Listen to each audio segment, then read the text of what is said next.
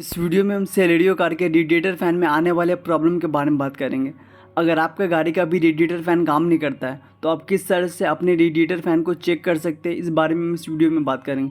दोस्तों, radiator fan कब काम करता है और कैसे काम करता है और रेडिएटर फ़ैन के काम करने के लिए कौन कौन सा कंपोनेंट्स इन्वॉल्व होता है, इस चीज़ का वीडियो मैं पहले यूट्यूब पर अपलोड कर चुका हूँ। आप मेरे चैनल को विजिट करके उन वीडियोज़ को देख सकते हो। उस वीडियो में मैंने रेडिएटर फ़ैन के बारे में पूरा कंप्लीट डिटेल्स शेयर किया था, तो आप मेरे चैनल को विजिट करके उस वीडियो को देख सकते हैं। और ये वीडियो स्पेशली सेलेरियो कार के रेडिएटर फ़ैन में आने वाले प्रॉब्लम्स के ऊपर है। इस गाड़ी में रेडिएटर फ़ैन का फ्यूज़ का लोकेशन कहाँ पर होता है और रेडिएटर फ़ैन का रिले का लोकेशन कहाँ पर होता है, और रेडिएटर फ़ैन का रिले अगर ख़राब हो जाता है तो आप इंटरचेंज करके खुद से कैसे डायग्नोस कर सकते हैं, ये सारा कुछ हम इस वीडियो के अंदर बताएंगे। तो वीडियो के आखिर तक बने रहें। दोस्तों, आप गाड़ी को स्टार्ट करके एसी को ऑन करते हैं और एसी को स्टार्ट करने के फ़ौरन बाद अगर हमारा ये रेडिएटर फ़ैन काम नहीं करता है तो आप समझ जाइए कि आपका रेडिएटर फ़ैन में कोई प्रॉब्लम हो सकता है। रेडिएटर फ़ैन पुराना हो जाता है तो हमारा मोटर का जो कार्बन होता है वो मोटर के आर्मेचर के साथ सही से कॉन्टैक्ट नहीं बना पाता है, तो उस कंडीशन में भी हमारा रेडिएटर फ़ैन का मोटर काम नहीं करता है। इस चीज़ को कंफर्म करने के लिए आप अपने रेडिएटर फ़ैन के मोटर को किसी भारी चीज़ से ठोके, जैसे कि आप इस वीडियो में देख सकते हैं। अगर ठोकने से अगर आपका रेडिएटर फ़ैन चलने लगता है, ऑन हो जाता है, तो आप समझ जाइए कि आपका जो रेडिएटर फ़ैन का मोटर का कार्बन है वो बहुत ज़्यादा छोटा हो चुका है और सही से आर्मेचर के साथ कांटेक्ट नहीं बना पा रहा। उस कंडीशन में आपको अपने रेडिएटर फ़ैन का मोटर को चेंज कराना है। अगर आप किसी इमरजेंसी में फंस जाते हैं और आपका रेडिएटर फ़ैन काम नहीं करता है, जिससे आपका इंजन ओवरहीट होता है, तो इस ठोकने वाले ट्रिक को ज़रूर आपको इस्तेमाल करना है। अगर ठोकने से भी हमारा रेडिएटर फ़ैन काम नहीं करता, उस कंडीशन में हमारा रेडिएटर फ़ैन के मोटर में जो कपलर लगता है उससे आपको खोल लेना है और कपलर को खोलने के बाद हमें करंट चेक करना है। इसमें दो तार होता है दोस्तों, एक में हमारा मेन करंट आता है इसमें और एक में हमारा अर्थिंग करंट आता है। तो ये हमें चेक करना है कि हमारा दोनों वायर में हमारा मेन करंट और अर्थिंग करंट आ रहे हैं नहीं। तो इसको चेक करने के लिए हमें एक टेस्ट लैम्प का ज़रूरत होगा। देख सकते हो दोस्तों, ये हमारा टेस्ट लैम्प है। तो टेस्ट लैम्प का एक एंड को मैंने बैटरी के अर्थ का ऊपर कनेक्ट कर दिया और दूसरा इनसे मैंने पहले टेस्ट लैम्प को चेक करूंगा कि हमारा टेस्ट लैम्प बिल्कुल परफेक्ट काम कर रहे हैं नहीं। तो आप देख सकते हैं हमारा टेस्ट लैम्प बिल्कुल परफेक्ट काम कर रहा है। अब इस कपलर के दो पिन में एक पिन में हमारा मेन करंट आएगा जो रिले से होकर आता है, फ्यूज़ और रिले से होकर आता है, और उसके अलावा हमारा सेंसर भी इन्वॉल्व होता है और ईसीएम भी इन्वॉल्व होता है रेडिएटर फ़ैन का काम करने के लिए। तो जैसे ही हम गाड़ी को स्टार्ट करके एसी को ऑन करते हैं तो इस कपलर के दोनों पिन में से एक पिन में हमारा अर्थिंग करंट और एक पिन में मेन करंट आना चाहिए। तो सबसे पहले हम मेन करंट चेक करेंगे कि हमारा मेन करंट जो आ रहे हैं नहीं। तो अब देख सकते हैं दोस्तों, हमारा मेन करंट आ रहा है। इसके बाद हम अर्थ करंट चेक करेंगे कि हमारा दूसरा पिन में अर्थ करंट आ रहे हैं नहीं। अब मेन करंट चेक करने के लिए मैंने बैटरी को अर्थ पे कनेक्ट करके रखा था, लेकिन अर्थिंग चेक करने के लिए मैं बैटरी के मेन पे कनेक्ट कर देता हूँ टेस्ट लैम्प का, और दूसरा एंड को हम इस दोनों पिन में से एक पिन में टच करेंगे जिसमें हमारा अर्थिंग होगा। उस पिन में हमारा ये टेस्ट लैम्प जलने लगेगा।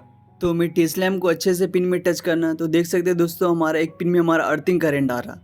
तो इस तरह से आप चेक कर सकते हैं दोस्तों हमारा जो रेडिएटर फ़ैन में मेन करंट और अर्थिंग करंट आ रहे हैं नहीं। अगर दोनों पिन में से एक में मेन करंट और एक में अर्थिंग करंट आता है, उसके बावजूद भी अगर हमारा रेडिएटर फ़ैन काम नहीं करता है, तो आप समझ जाइए हमारा रेडिएटर फ़ैन का जो मोटर है वो ख़राब हो चुका है और फ़ैन मोटर चेंज करने से आपका प्रॉब्लम सॉल्व हो जाता है। दूसरा ये है कि अगर रेडिएटर फ़ैन के कपलर में अगर मेन करंट नहीं आता है तो उस वक्त हमें क्या करना है।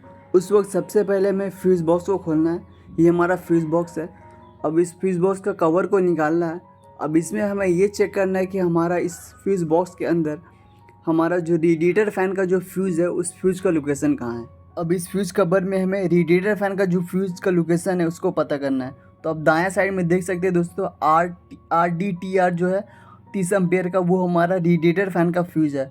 तो उस फ्यूज़ को हमें चेक करना है कि वो फ्यूज़ ठीक है या नहीं। RDTR रेडिएटर का शॉर्ट फॉर्म है और ये 30 एम्पेयर का फ्यूज़ है, इसे हमें चेक करना है। और उसके नीचे हमारा रेडिएटर का रिले का लोकेशन भी है। अब नीचे देख सकते हैं दोस्तों RDTR, और उसमें कोई नंबर नहीं दिया, मतलब ये हमारा रिले है, ये हमारा रेडिएटर फ़ैन का रिले है। तो पहले हमें रेडिएटर फ़ैन का जो फ्यूज़ है उसको चेक करना है। तो ये जब तक 30 एम्पेयर का देख सकते हैं वो हमारा रेडिएटर फ़ैन का फ्यूज़ है। तो इसमें हमेशा गाड़ी जब बंद भी रहता है तब भी हमारा इसमें मेन करंट आता रहता है। तो आपको इस फ्यूज़ को चेक करना है दोस्तों। अगर आप ये फ्यूज़ कट जाता है और आप अगर फ्यूज़ को एक्सचेंज करके दूसरा फ्यूज़ लगाते हैं, अगर वो भी कट जाता है, तो आप समझिए आपका रेडिएटर का जो मोटर है वो मोटर शॉर्ट हो चुका है। क्योंकि मोटर शॉर्ट होने से ये फ्यूज़ हमारा कटता है। दूसरा ये कि अगर रेडिएटर फ़ैन का वायर डैमेज हो जाता है और उसका प्लस और माइनस दोनों वायर आपस में टच हो जाता है तो उस कंडीशन में भी हमारा ये 30 एम्पेयर का फ्यूज़ कटना स्टार्ट हो जाता है। लेकिन ज़्यादातर केस में ऐसा देखा जाता है कि रेडिएटर फ़ैन का मोटर का शॉर्ट हो जाने से हमारा ये फ्यूज़ कटता है। फ्यूज़ के बाद हम रिले को चेक करेंगे। जो सबसे उस तरफ दोस्तों वो हमारा रेडिएटर फ़ैन का रिले है। अब इस रिले को आप इंटरचेंज करके भी चेक कर सकते हैं कि रिले ठीक है नहीं। इसके बाद हम रेडिएटर फ़ैन का जो रिले होता है उस रिले को निकाल देते हैं। अब इस रिले में हमारा 4 पिन होता है। 4 पिन में हमारा 2 पिन रिले को ऑन करने के लिए होता है और बाकी 2 पिन इनपुट और आउटपुट के लिए होता है। जो सबसे दाएं तरफ का जो पिन है दोस्तों 30 नंबर पिन, उसमें हमारा इनपुट करंट आता है। जब गाड़ी बंद भी रहता है उस वक्त भी हमारा इस 30 नंबर पिन में हमारा करंट आता रहता है। और उसके बगल में जो हमारा 87 नंबर पिन है उस पिन से हमारा मेन करंट निकल के इस रेडिएटर फ़ैन में जाता है। और रेडिएटर फ़ैन को जो अर्थिंग करंट होता है वो बॉडी से मिलता है।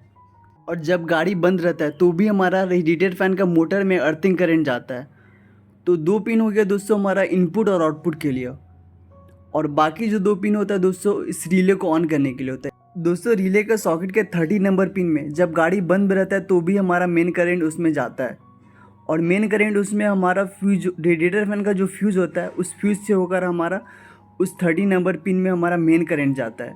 तो इसमें जो आप देख सकते हैं जो सबसे साइड वाला वो हमारा 30 नंबर पिन है और उसमें मेन करंट जब गाड़ी बंद रहता है तो भी जाता है और ये फ्यूज़ से सप्लाई होकर जाता है। तो पहले आपको मैं अभी हमारा फ्यूज़ लगा हुआ, इसके बाद हम फ्यूज़ को निकाल देंगे, उसके बाद करंट चेक करेंगे। फ्यूज़ को निकालने के बाद जब हम करंट चेक करते हैं तो हमारा फ्यूज़ वो मेन करंट बिल्कुल भी नहीं आता है। देख सकते हैं दोस्तों इसमें भी हमारा लाइट जलेगा क्योंकि इसी से होकर हमारा मेन करंट उस रेडिएटर फ़ैन के 30 नंबर पिन में जा रहा है। तो जैसे हम इस फ्यूज़ को निकाल देते हैं, बाहर निकाल देते हैं, उसके बाद जब करंट चेक करेंगे तो हमारा हमारा जो मेन करंट है उसमें नहीं जाएगा। तो मैंने इस रेडिएटर फ़ैन का जो फ्यूज़ है उस फ्यूज़ को बाहर निकाल दिया। और फ्यूज़ के निकालने के बाद जब हम करंट चेक करेंगे तो हमारा मेन करंट इस पिन में नहीं आएगा। क्यों नहीं आएगा? क्योंकि हमारा फ्यूज़ अभी निकाला हुआ। जैसे ही हम फ्यूज़ को कनेक्ट कर देते हैं तो हमारा मेन करंट वापस से हमारा उस 30 नंबर पिन में आने लगता है। तो इनपुट में हमारा मेन करंट का सप्लाई जब गाड़ी बंद रहेगा चालू रहे इससे मतलब नहीं, हमेशा रहता है हमारा इनपुट में। और इस रिले का बाकी जो 2 पिन होता है 85 और 86 इस रिले को ऑन करने के लिए होता है। जब हम गाड़ी को स्टार्ट करते हैं तो 85 नंबर पिन में हमारा मेन रिले से हमारा 85 नंबर पिन में मेन करंट का सप्लाई होता है। और ECM जो होता है हमारा ECM 86 नंबर पिन में हमारा अर्थ करंट सप्लाई देता है। तो ये हमारा रिले ऑन होता है। जैसे ही ये रिले ऑन होता है उसके फ़ौरन बाद ही हमारा रेडिएटर फ़ैन काम करने लगता है। अब इस रिले के 86 नंबर पिन में ECM उसी वक्त अर्थिंग सप्लाई करेगा जब 2 सेंसर से सिग्नल ECM को जाता हो। पहला सेंसर होता है हमारा कूलेंट टेम्परेचर सेंसर। जब गाड़ी नॉन AC चलता है उस कंडीशन में इंजन के हीट होने पे ये ECM को सिग्नल देता है और ECM रेडिएटर फ़ैन को थोड़ा देर के लिए चलाता है और इंजन का टेम्परेचर कम होने पे वापस से रेडिएटर फ़ैन को ECM बंद कर देता है। फिर जब टेम्परेचर बढ़ जाता है इंजन का तो वापस से रेडिएटर फ़ैन चलाता है, फिर बंद कर देता है। अगर किसी कारण से इस सेंसर का वायर कट हो जाता है या सेंसर ख़राब हो जाता है तो ये ECM को सिग्नल नहीं दे पाता है और जब सिग्नल नहीं देगा तो हमारा फ़ैन काम नहीं करेगा। जब हम गाड़ी को AC को ऑन करके चलाते हैं उस वक्त AC का ये प्रेशर स्विच से ECM को पता चल जाता है कि हमारा AC स्टार्ट हो चुका है। उसी के फ़ौरन बाद ही ECM हमारा उस 86 नंबर पिन में अर्थिंग सप्लाई कर देता है। रिले का 86 नंबर पिन में अर्थिंग सप्लाई कर देता है और हमारा रेडिएटर फ़ैन का जो रिले होता है रिले ऑन होता है और हमारा फ़ैन काम करने लगता है। किसी कारण से ये सेंसर ख़राब हो जाता है, इस सेंसर का वायर कहीं से कट हो जाता है, उस कंडीशन में न ही हमारा AC काम करता है और न ही रेडिएटर फ़ैन। उस वक्त इंजन का टेम्परेचर मेंटेन करने के लिए हमारा कूलेंट टेम्परेचर सेंसर होता है। तो ये थी दोस्तों पूरी वीडियो। दोस्तों वीडियो अगर आपको इन्फॉर्मेटिव लगा हो तो वीडियो को लाइक कीजिएगा और चैनल को सब्सक्राइब कर लीजिएगा ऐसे ही इन्फॉर्मेटिव वीडियो को पाने के लिए। धन्यवाद।